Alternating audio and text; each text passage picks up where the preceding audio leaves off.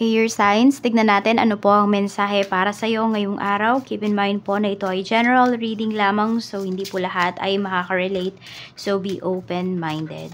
Sa mga hindi pa po nakasubscribe sa ating channel, please subscribe na po kayo and pa-like na din po ng ating video. At sa mga nais pong mag-avail ng ating private readings, ng ating Evil Eye Amulet Necklace at ng ating Pierce Bracelet, makikita nyo po yung link sa description box. Tarot Intentions by Aliana Reyes. So we have, I'm going through a lot right now. I need space and time to gather my thoughts. So, ayan. Meron ba dito ayaw mo nang magpaabala sa inyo? Or kayo to mismo? Gusto nyo muna ng tahimik na buhay ngayon? Pwedeng umiiwas kayo ngayon. Air sign sa mga tao na, alam mo yun, nagbibigay ng stress sa inyo. Parang ganito, wag mo na akong kausapin kung stress lang naman yung ibibigay mo. Tipong ganon. So, pwedeng umiiwas po kayo. So, tignan natin ano pa yung mensahe.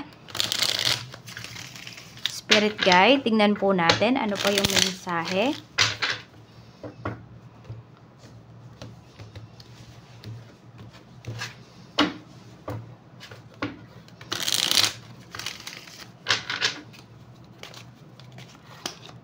We have Page of Cups. O, yan nga, umiiwas nga kayo. Yan, no? Pero may mga tao naman dito na i-encourage naman kayo. Tsaka parang may mga offers sa inyo dito. Basta, hindi ko lang alam kung ano ba yung offer sa inyo ng mga taong magme-message po sa inyo. Tignan natin, ano pa yung mensahe. We have Queen of Swords. Yan. Sige na nga, wag mo na lang silang kausapin, air signs.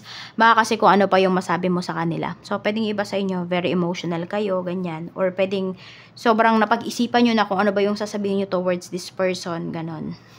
Tapos hindi nyo na naisip yung pwedeng maramdaman niya. We have Two of Swords. Ayan po. Ayan, nagdadalawang isip kayo kung i-accept nyo ba yung in-offer sa inyo ng taong to. Or kung kakausapin nyo ba talaga siya. So, ayan, kung hindi talaga kayo at ease, na huwag nyo nang kausapin.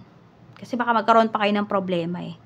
'Di ba? Nananahimik nga kayo dito, sila naman yung lapit ng lapit sa'yo. Tapos pag pinatulan mo naman, baka ikaw pa yung magkaroon ng problems.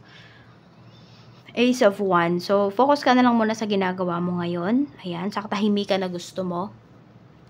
Air signs. Tingnan natin ano pa yung mensahe. We have Ace of Pentacles. So, meron ngang i-offer sa'yo dito. Ayan.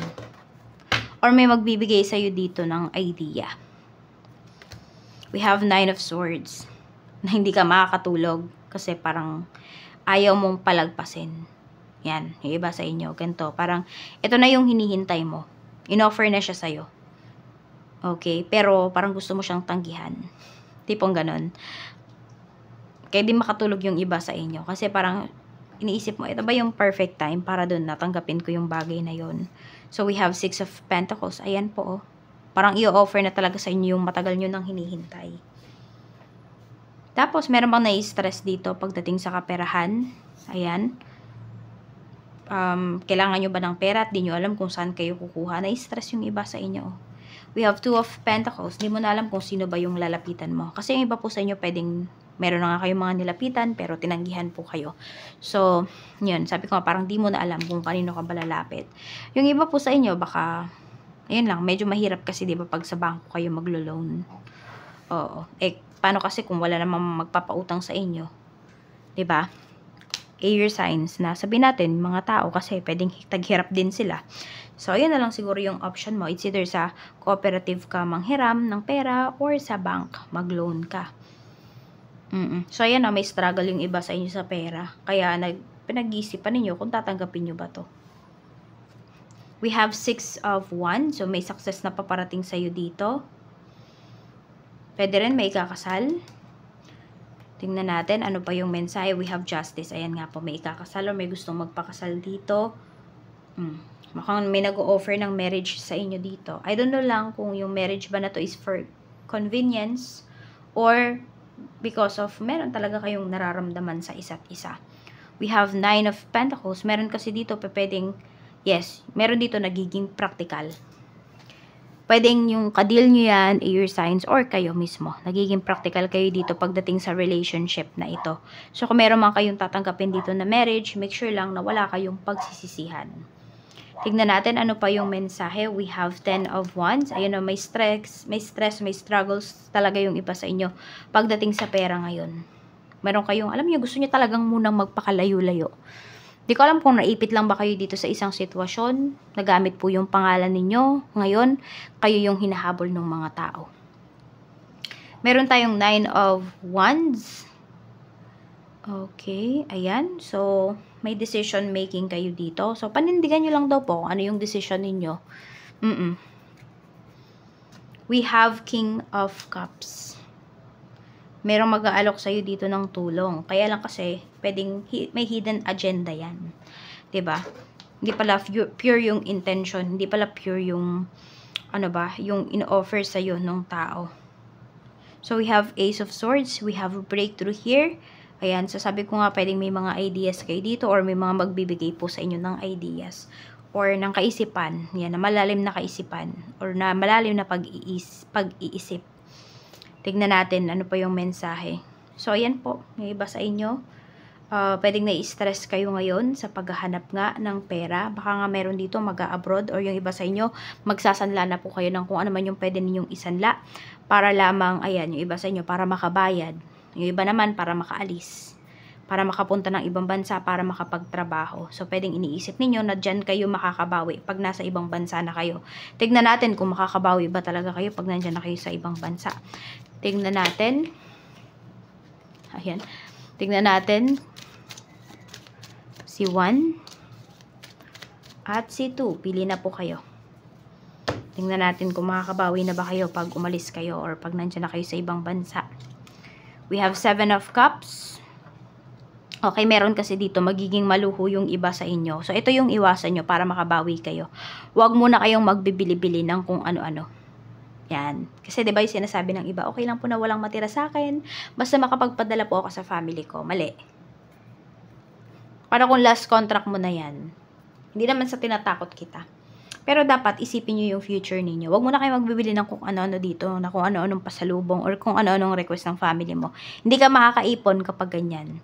Hindi ka makakabawi, mas malulog mo ka pa. Kasi pwedeng hindi naman mga investments yung bibilihin mo eh. 'Di ba? Pwedeng mga luxury lang yan or mga luho. So, iwas-iwas ka muna dyan kung gusto mong makabawi. So, medyo malabo, no? Kung hindi kayo makatanggi, malabo na makabawi kayo. Baka mabaon pa kayo sa utang. Dahil sa mga request na yan. Si number 2. Si number 2 makakabawi. Bakit? Kasi marunong mag-ipon. O, gayahin nyo si number 2. Number 1. Yung pamili ng number 1, ito yung gawin nyo. Mag-ipon kayo ng mag-ipon. Pag nakauwi na kayo, tsaka kayo mag-invest. So, yung iba sa inyo, diba? Nag-iipon kayo, yung ipon nyo dat walang nakakaalam. Tapos pag uwi niyo, tsaka kayo mag-invest, tsaka kayo bumili ng lupa, yung tipong kayo talaga yung mag-aasikaso. Tsaka kayo magpagawa ng bahay. Hayaan mo na kahit nakaka-stress talaga magpagawa ng bahay, no? Sinasabi kasi nung iba sa inyo, ito na nga lang yung pahinga ko, tapos magpapagawa pa ako ng bahay, nakaka-stress. Tsaka ako na lang ipapagawa pag nandun na ako, tapos papahawak ko na lang yung pera kay ganito. Kayo po mismo maghawak, no? Para wala din kayong sisihan dito. Diba? Kasi yung iba sa inyo, diba? Nag-iisip kayo ngayon eh. Pwedeng nai-stress kayo kasi baka may nawalang pera sa inyo, air signs. Tapos di nyo alam kung saan ba napunta. Kasi pinagkatiwalaan nyo si ganito, si ganyan. Diba? Para wala kayong masisi dito. Yan. Si number 2, napakalaki ng chance na makabawi. Kasi mag-iipon, nag-iipon, at mag-i-invest. Ayan. Pwede rin naman kung bili kayo ng bili ng luho, edi gold yung bilhin nyo. Yan, para kay number 1. Pero kung kunwari mga gadgets, ilang ano lang yan, bumababa na yung presyo niyan, di ba? Kaya, sasakyan, di ba? Pag-isipan nyo yan. Kung saan nyo ba gagastusin yung pera nyo. Okay, so ayan po ang mensahe para sa'yo, air signs. Maraming salamat po. Mag-iingat kayo always and more blessings to come.